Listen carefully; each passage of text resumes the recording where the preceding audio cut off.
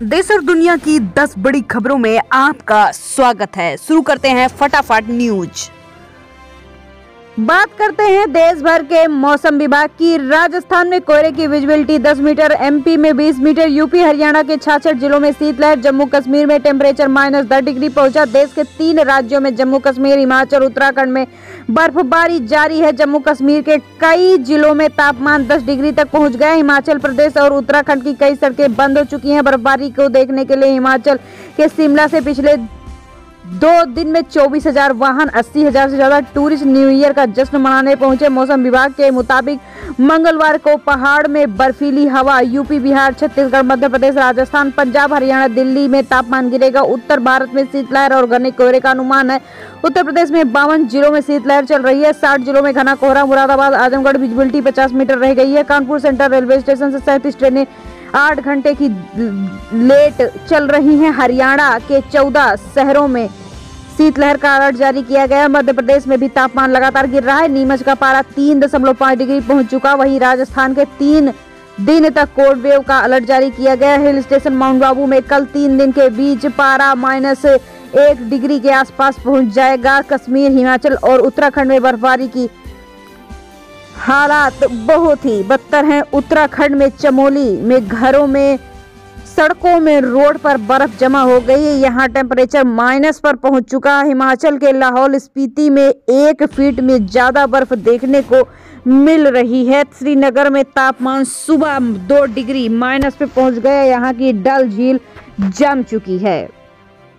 बात की जाए सोने चांदी की तो साल के आखिरी दिन भी समाप्त हो गया। सोने चांदी में गिरावट दर्ज की गई। सोना 32 रुपए कम होकर 76,162 रुपए पर आया। चांदी 86,017 रुपए किलो बिक रही है। साल के आखिरी दिन 31 दिसंबर को सोने और चांदी की कीमत में गिरावट दर्ज की गई। Indian Boolean and jeweller association IBGA के अनुसार 10 ग्राम 24 कैरेट गोल्ड का भाव 32 रुपए घटकर 76,162 रुपए पर आ गया। इससे पहले सोने की कीमत 76,194 रुपए प्रति किलोग्राम थी। चांदी का भाव 1158 रुपए कम होकर 86,017 रुपए में आ गया। इससे पहले चांदी 87,175 रुपए प्रति किलोग्राम थी। वहीं 23 अक्टूबर को चांदी 99,151 रुपए और 30 अक्टूबर को सोने के दाम की बात की जाए 69,681 रुपए ऑल टाइम हाई रेट पर बना रहा। तो कैलेंडर बदल चुका है। ऑस्ट्रेलिया, न्यूजीलैंड में 2025 का स्वागत। सिडनी हार्बर में आतिशबाजी देखने को मिली। 10 लाख लोग पहुंचे। भारत से पहले 41 देशों ने मनाया नया साल। ऑस्ट्रेलिया का सिडनी हार्बर, यहाँ कुछ इस अंदाज में नए साल का स्वागत किया गया। न्यूजीलैंड के बाद अब ऑस्ट्रेलिया में भी नए साल की एंट्री हो चुकी है। ऑस्ट्रेलिया के सिडनी में पारंपरिक आतिशबाजी के लिए करीब 10 लाख लोग पहुंचे। यहाँ लगातार 12 मिनट तक आतिशबाजी हुई। न्यूजीलैंड का ऑकलैंड पहला प्रमुख शहर बना, जहां 2025 ने सबसे पहले दस्तक दी। दुनिया के सबसे पूर्वी हिस्से में स्थित होने के कारण न्यूजीलैंड में सबसे पहले नए साल का जश्न मनाया जा रहा है। यहाँ देश में सबसे लंबे स्काई टावर पर हजारों लोगों ने जमा होकर जश्न मनाया आतिशबाजी की।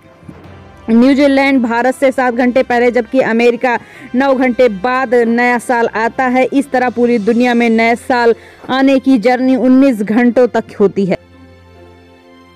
मालदीव के पूर्व राष्ट्रपति बोले, भारत हमारे लोकतंत्र का समर्थक। रिपोर्टर में दावा, राष्ट्रपति मुइज्जू को हटाने की साजिश में भारतीय अधिकारी शामिल थे। मालदीव के पूर्व राष्ट्रपति और विपक्षी पार्टी के नेता मोहम्मद नशीद ने राष्ट्रपति मोहम्मद मुइज्जू के खिलाफ महाभियोग लाने की साजिश और उसमें भारत की भूमिका को खारिज किया। दरअसल सोमवार को अमेरिकी अखबार द वाशिंगटन पोस्ट ने अपना दावा किया था कि मुइज्जू के पद को हटाने के लिए विपक्ष साजिश रच रहा है। इसके लिए भारत से 51 करोड़ की मदद मांगी जानी थी। इस रिपोर्ट पर नसीर ने बताया, उन्हें ऐसी किसी भी साजिश की जानकारी नहीं है और भारत कभी भी ऐसी साजिश का समर्थन नहीं करेगा। उन्होंने कहा कि भारत कभी ऐसा कदम नहीं उठाएगा क्योंकि हमेशा वो मालदीव के साथ रहा है और वहां के लोकतंत्र का साथ देता रहा है।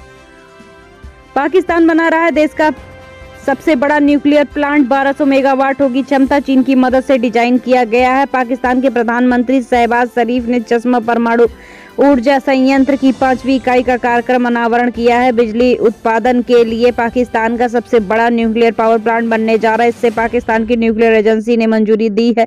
इस प्लांट की डिजाइन चीन की कंपनी हुआलोंग ने की है। तो कैलेंडर बदल चुका है। ऑस्ट्रेलिया न्यूजीलैंड में 2025 का स्वागत सिडनी हार्बर में आतिशबाजी देखने को मिली। 10 लाख लोग पहुंचे। भारत से पहले 41 देशों ने मनाया नया साल। ऑस्ट्रेलिया का सिडनी हार्बर, यहाँ कुछ इस अंदाज में नए साल का स्वागत किया गया। न्यूजीलैंड के बाद अब ऑस्ट्रेलिया में भी नए साल की एंट्री हो चुकी है। ऑस्ट्रेलिया के सिडनी में पारंपरिक आतिशबाजी के लिए करीब 10 लाख लोग पहुंचे। यहाँ लगातार 12 मिनट तक आतिशबाजी हुई। न्यूजीलैंड का ऑकलैंड पहला प्रमुख शहर बना, जहां 2025 ने सबसे पहले दस्तक दी। दुनिया के सबसे पूर्वी हिस्से में स्थित होने के कारण न्यूजीलैंड में सबसे पहले नए साल का जश्न मनाया जा रहा है। यहाँ देश में सबसे लंबे स्काई टावर पर हजारों लोगों ने जमा होकर जश्न मनाया आतिशबाजी की। न्यूजीलैंड भारत से 7 घंटे पहले, जबकि अमेरिका 9 घंटे बाद नया साल आता है। इस तरह पूरी दुनिया में नए साल आने की जर्नी 19 घंटों तक होती है। अडानी बोले 8 घंटे घर पर रहने पर बीवी भाग जाएगी। काम में आनंद है तो आपकी वर्क लाइफ बैलेंस है, ये थोपा नहीं जा सकता। वर्क लाइफ बैलेंस पर गौतम अडानी ने कहा कि आपकी वर्क लाइफ बैलेंस मेरे ऊपर और मेरा आपके ऊपर थोपा नहीं जा सकता। मान लीजिए कोई व्यक्ति अपने परिवार में 4 घंटा बिताता है और उसमें आनंद पाता है, या कोई व्यक्ति 8 घंटा बिताता है उसमें आनंद पाता है, तो ये उसका बैलेंस है। इसके बावजूद यदि आप 8 घंटे बिताते हैं तो आपकी बीवी भाग जाएगी।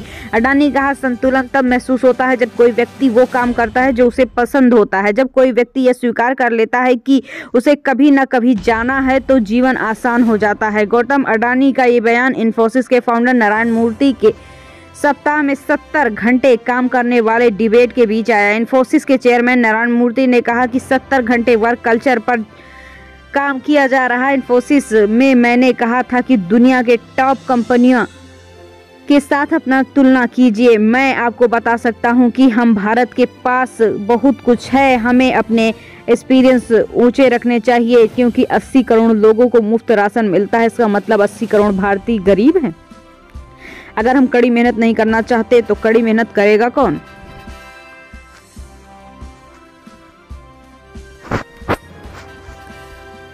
चंद्रबाबू नायडू सबसे अमीर सीएम, संपत्ति 931 करोड़। ममता 15 लाख के साथ सबसे गरीब सीएम। 31 राज्यों में यूटी के मुख्यमंत्री की संपत्ति 1630 करोड़। 31 राज्यों और केंद्र शासित प्रदेशों के मुख्यमंत्री की औसत संपत्ति 52.59 करोड़ रुपए है। आंध्र प्रदेश के मुख्यमंत्री एन चंद्रबाबू नायडू देश के सबसे अमीर मुख्यमंत्री हैं, जिनके पास 931 करोड़ रुपए से ज्यादा की संपत्ति है। पश्चिम बंगाल की मुख्यमंत्री ममता बनर्जी के संपत्ति 15 लाख के ही करीब है, जो सबसे गरीब बताई जा रही हैं। 31 राज्यों और केंद्र शासित प्रदेशों के मुख्यमंत्री की औसत संपत्ति 52.59 करोड़ रुपए आंकी गई, जबकि कुल संपत्ति 1630 करोड़ रुपए है। ये जानकारी एसोसिएशन फॉर डेमोक्रेटिक रिफॉर्म की तरफ से 30 दिसंबर को जारी किया गया, जो की बात सामने आई है। रिपोर्टर के मुताबिक 2023-24 में जहां भारत की प्रति व्यक्ति नेशनल इनकम करीब 1,85,000 रुपए रही, वहीं एक मुख्यमंत्री की औसत आय 13,64,300 रुपए थी। ये भारत की औसत प्रति व्यक्ति आय के 7.3 गुना से ज्यादा है। कन्याकुमारी में देश के पहले समुद्री ग्लास ब्रिज का उद्घाटन। विवेकानंद मेमोरियल से तिरुवल्लुवर प्रतिमा का 77 मीटर लंबा पुल 37 करोड़ की लागत। देश का पहला समुद्री ग्लास ब्रिज तमिलनाडु के कन्याकुमारी तट पर बनाकर तैयार कर दिया गया है। तमिलनाडु के मुख्यमंत्री एम.के. स्टालिन ने 77 मीटर लंबे और 10 मीटर चौड़े इस ब्रिज का उद्घाटन सोमवार शाम को किया। भाजपा ने केजरीवाल को भूल भुलैया फिल्म का छोटा पंडित बताया, कहा वे चुनावी हिंदू। केजरीवाल बोले, क्या मुझे गाली देने से देश का भला हो जाएगा? दिल्ली में भाजपा ने अपनी एक्स हैंडल पर केजरीवाल का एक पोस्टर शेयर किया, कहा कि उनकी पूरी राजनीति हिंदू विरोधी है। दिल्ली विधानसभा चुनाव से पहले अरविंद केजरीवाल ने मंगलवार को राजधानी में पुजारी ग्रंथि योजना लॉन्च की। केजरीवाल ने कश्मीरी गेट के मरघट वाले बाबा के मंदिर में पत्नी के साथ दर्शन किए और वहां के पुजारी का पहला रजिस्ट्रेशन कराया। योजना के तहत पुजारी ग्रंथियों को हर महीने 18,000 रुपए सैलरी देने का वादा किया। भाजपा ने एक्स पर एक पोस्टर जारी किया, जिसमें अरविंद केजरीवाल को भूल भुलैया फिल्म का छोटा पंडित यानी राजपाल यादव के किरदार में दिखाया है। भाजपा ने उन्हें चुनावी हिंदू बताया है। भाजपा ने लिखा, जो 10 साल में इमामों को सैलरी बांटता रहा, वो खुद ही उनकी नानी प्रभु श्री राम का मंदिर बनाने में खुश नहीं हुआ, लेकिन मंदिर और गुरुद्वारों के बाहर शराब के ठेके खोले, जिनकी पूरी राजनीति हिंदू विरोधी है। अब चुनाव आते ही पुजारियों और ग्रंथियों की याद आ गई। केजरीवाल ने जवाब में कहा, जब पुजारी ग्रंथि सम्मान योजना की घोषणा हुई है, भाजपा वाले मुझे गंदी गंदी गालियां दे रहे हैं। क्या मुझे गाली देने से देश का फायदा हो जाएगा? आपकी 20 राज्यों में सरकारें हैं। गुजरात में तो आप 30 साल से सरकार बना बैठे हैं, अभी तक आपने वहां के पुजारी और ग्रंथियों को सम्मान क्यों नहीं दिया? चलो अब ही कर दो, मैंने अब सबको रास्ता दिखा दिया, मुझे गालियां क्यों देते हैं? भाजपा बोली Rahul Gandhi leader of party. Congress सांसद के वियतनाम दौरे पर कहा, देश शोक में है और राहुल छुट्टी मनाने विदेश गए हैं। पूर्व प्रधानमंत्री डॉक्टर मनमोहन सिंह के अंतिम संस्कार के बाद राहुल गांधी वियतनाम में दौरे पर भाजपा के तंज को कसा है। पार्टी प्रवक्ता शहजाद पूनेवाला ने मंगलवार को कहा, देश शोक में है, राहुल पार्टी करने विदेश गए हैं। पूनावाला ने कहा, डॉक्टर मनमोहन के निधन के बाद राष्ट्र शोक में है। इस दौरान लोकसभा में विपक्ष के नेता राहुल गांधी ने छुट्टी की तजरी दी है और विदेश चले गए हैं। उनके लिए नए साल का जश्न मनाना बेहद खास मायने रखता है। भाजपा प्रवक्ता ने कहा, राहुल लीडर ऑफ ऑपोजिशन हैं, उनके लिए एलओपी का मतलब लीडर ऑफ पार्टी है, यानी पार्टी करने वाला नेता। राहुल ने सार्वजनिक तौर पर मनमोहन को पिता जैसा कहा था। उन्होंने राष्ट्रीय शोक के दौरान विदेश जाकर दिवंगत प्रधानमंत्री का अपमान किया है। राहुल गांधी 28 दिसंबर को डॉक्टर मनमोहन के अंतिम संस्कार में शामिल होने निगमबोध घाट गए थे। हालांकि 29 दिसंबर को अस्थि विसर्जन में नहीं गए, जिसके बाद 29 और 30 दिसंबर को ये तंज कसा गया। भाजपा आईटी सेल प्रमुख अमित मालवीय ने 29 दिसंबर को राहुल गांधी की विदेश यात्रा पर ऐसा तंज कस दिया। बांग्लादेश प्रीमियर लीग में एक बॉल पर 15 रन बने। बॉलर ने 2 वाइड 3 नो बॉल डाली। बैटर ने 1 चौका 1 छक्का लगाया। एक बॉल में 15 रन। क्रिकेट में ऐसे ही काम होता है, जब एक बॉल पर 15 रन बन जाएं। लेकिन साल के आखिरी दिन मंगलवार को 31 दिसंबर को ऐसा हुआ, जब बांग्लादेश प्रीमियर लीग के तीसरे मैच में खुलना टाइगर के गेंदबाज ओशन थॉमस ने एक बार बॉल डालने में 15 रन खर्च कर दिए।